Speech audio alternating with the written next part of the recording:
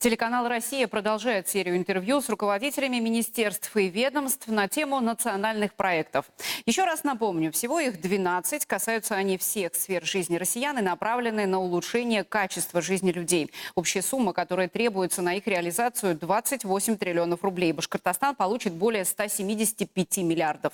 Куда именно потратят такие гигантские средства? Сегодня речь пойдет о главном зеленом богатстве Башкортостана – легких республики – лесе. В нашей студии министр лесного хозяйства региона Марат Шарафудинов. Здравствуйте, Марат Искандарович. Добрый день, Элла. Марат Искандарович, итак, я уже сказала о том, что всего национальных проектов 12. В каждом национальном проекте есть так называемые подпроекты. Вот федеральный проект сохранения лесов – это как раз часть большого национального проекта «Экология». В чем суть проекта сохранения леса? Ну, начнем, наверное, с того, что вот такого вида проект большой и с таким финансированием, наверное, в лесной отрасли впервые за последние лет 20, это точно. Цель проекта заключается в том, чтобы к 2024 году обеспечить баланс выбытия и восстановления лесов в соотношении 100%. То есть мы должны к 2024 году, условно, все те леса, которые вырубаем, в 100% соотношении восстанавливать путем проведения лесовосстановительных мероприятий. Если говорить про цифры, значит, базовый год, 2018, мы проводили лесовосстановительные мероприятия на площади порядка 12,5 тысяч гектаров. К 2024 году мы должны приплюсовать к этому еще 3 тысячи гектаров. Само собой, значит, по региональному нашему проекту предусматривается в том числе увеличение объемов сбор семян лесных пород, увеличение объемов выращивания посадочного материала, если мы хотим увеличить объем лесовосстановления. И я скажу, что сегодня республика к этому готова, потому что мы имеем порядка 105 лесных питомников на общей площади 790 гектаров. Это, наверное, один из самых больших показателей по Российской Федерации. Кроме того, мы сегодня рассматриваем вопросы уже внедрения новых технологий. Вот, например, сегодня мы ищем производителей и технологического оборудования по применению посадочного материала с закрытой корневой системы. Проект большой, проект довольно-таки дорогой, поэтому в течение года мы его будем отрабатывать. Я думаю, что мы его внедрим. А в какую сумму оценивается проект? Потому что это достаточно большие деньги, которые выделяются до 2024 года. И, собственно, на что потратят вот этот вот бюджет? Давайте начнем по порядку. Значит, по федеральному проекту предусматривается более 150 миллиардов рублей, то есть, скажем так, стоимость этого проекта, но при этом федеральные субвенции предусмотрены на сумму 38 миллиардов рублей. Республика Башкортостан, соответственно, получает на весь проект до 2024 года порядка 2,2 миллиардов рублей, вернее, потратит, но при этом федеральные субвенции составят порядка 900 с лишним миллионов рублей. Все остальное, разница порядка там, миллиарда 300, это внебюджетные средства наших арендаторов и внебюджетные средства наших лесхозов. Как будем тратить? Значит, из 900 миллионов, которые предусмотрены на республику, на техническое перевооружение и покупку новой техники, лесопожарной, лесохозяйственной, лесотехнической, предусмотрено порядка 420 миллионов рублей. Вот. Если говорить конкретно по 2019 году, мы получили 163 миллиона рублей. Вроде бы небольшие деньги, но, по крайней мере, этот показатель, вернее, эти деньги составляют, мы первое место имеем по Приволжскому федеральному округу по объему привлеченных средств на 2019 год и 6-е место по Российской Федерации. Тратить мы их будем тоже, соответственно, 80 миллионов мы будем, провели закупочную процедуру на оснащение лесопожарной, лесотехнической техникой. Уже первые партии нашей техники начала к нам уже поступать. Все-таки поинтересуюсь, скажем так, техникой поподробнее, потому что наши люди, которые обычно по лесам путешествуют, в принципе, техники никакой не видят. Вот все-таки что будут закупать? Дроны, какую-то лесовосстанавливающую технику или вообще технику, которой мы еще и не слышали, и не видели? Ну, значит так. Но на лесовосстановительные мероприятия мы закупаем трактора, в основном трактора и плюс оборудование и инвентарь именно для проведения лесовосстановительных мероприятий. Вот на текущий год мы заложили механизированные посадочные машины для того, чтобы уже механизировать этот процесс. Заложили культиваторы, КЛБ, потому что процесс довольно-таки длительный, начинается с питомников. И вот чтобы использовать и в питомниках, и в лесу для ухода за посаженными лесными культурами, потому что цель проекта не только увеличение объемов лесовосстановления, но и повышение эффективности, в том числе путем ухода. Поэтому мы закладываем это оборудование. Значит, основная масса пока у нас на сегодняшний день трактора, лесохозяйственные трактора. Это то, что касается лесохозяйственной техники. Противопожарная техника, это пожарные машины, это лесопожарные трактора повышенной проходимости, это лесопатрульная техника. Вот мы заложили, вернее, лесопатрульные комплексы для патрулирования, в том числе лесов. Ну и вот если говорить о показателях, которые мы будем достигать к 2024 году, у нас на сегодняшний день 8 пожарно-химических станций. На начало года их оснащенность в соответствии с критериями составляла 83%.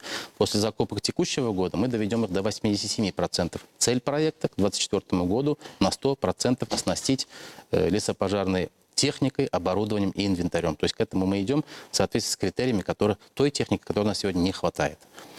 А какие территории Башкортостана вот этот вот федеральный проект сохранения лесов затронет непосредственно? То есть, понятно, что достаточно большая территория республики – это лес. Все, что с ним связано, ясное дело, войдет в вот этот федеральный проект сохранения лесов. Но, может быть, какие-то еще другие территории тоже будут включены чисто с географической точки зрения? Как таковой отдельного такого распределения по районам у нас нет. Почему? Потому что 40% территории у нас занято лесами.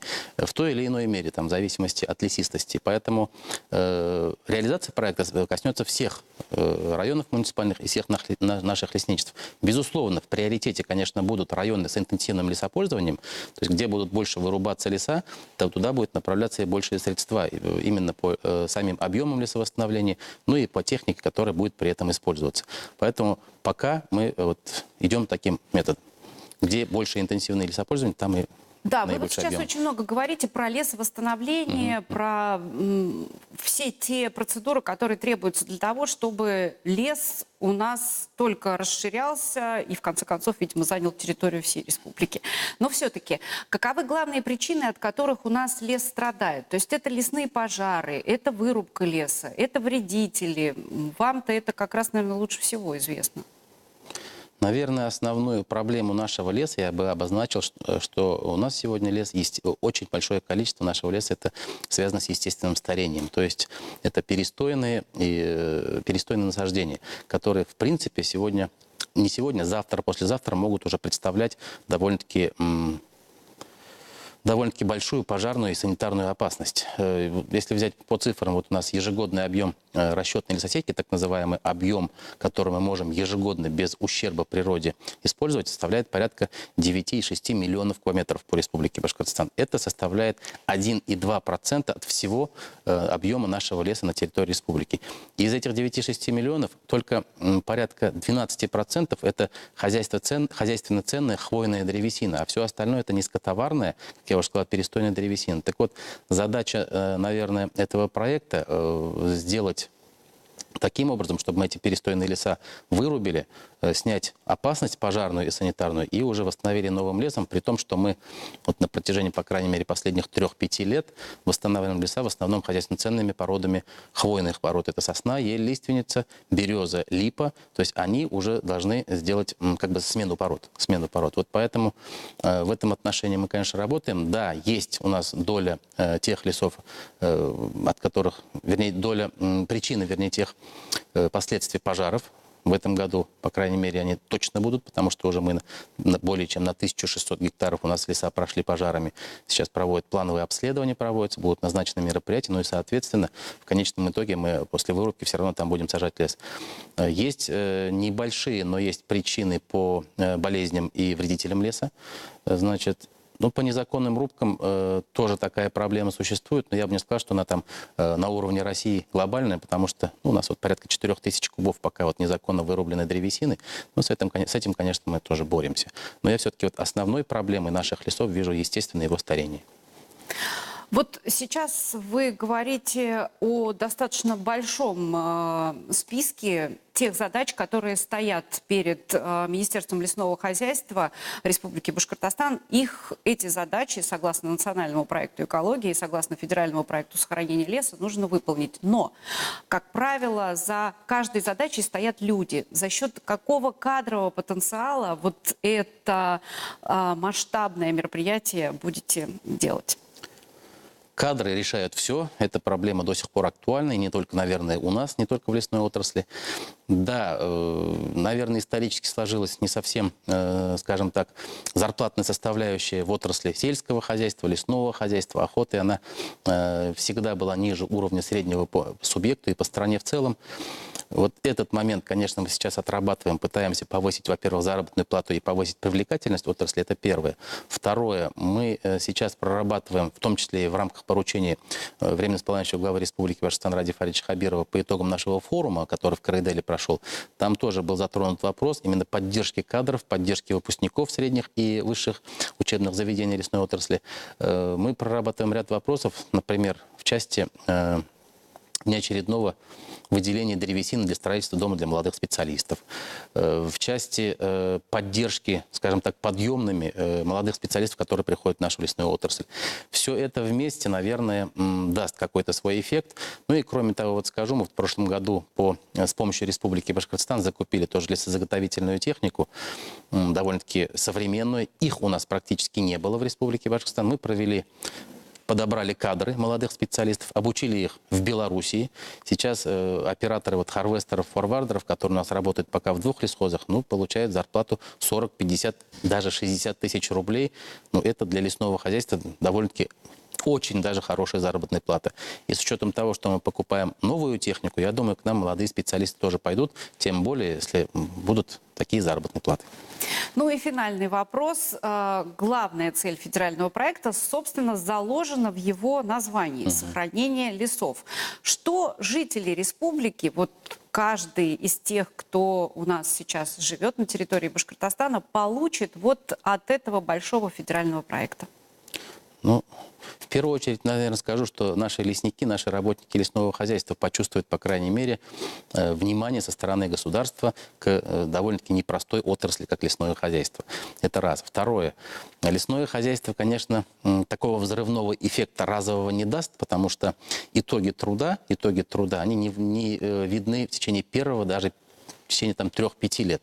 Но как бы то ни было, в общем и целом, я думаю, что, как ни крути, лес — это легкие страны, это экологическая составляющая, одна из немаловажных значений.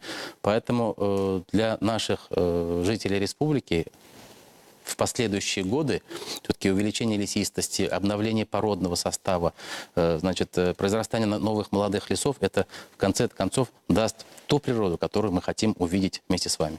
Наверное, так. И, наверное, будет больше чистого воздуха. Чем больше леса, да, тем конечно, больше, конечно. что называется, чистого воздуха, тем лучше экология. Конечно, конечно. Спасибо большое, Марат Искандарович, за то, что пришли к нам в студию, ответили на наши вопросы и рассказали о лесной отрасли региона. Спасибо. Спасибо вам. Нашим телезрителям напоминаю, что о федеральном проекте сохранения лесов в части национального проекта «Экология» мы сегодня говорили с министром лесного хозяйства Республики Башкортостан Маратом Шарафутдиновым. Эфир канала «Россия-24» продолжается. Не переключайтесь.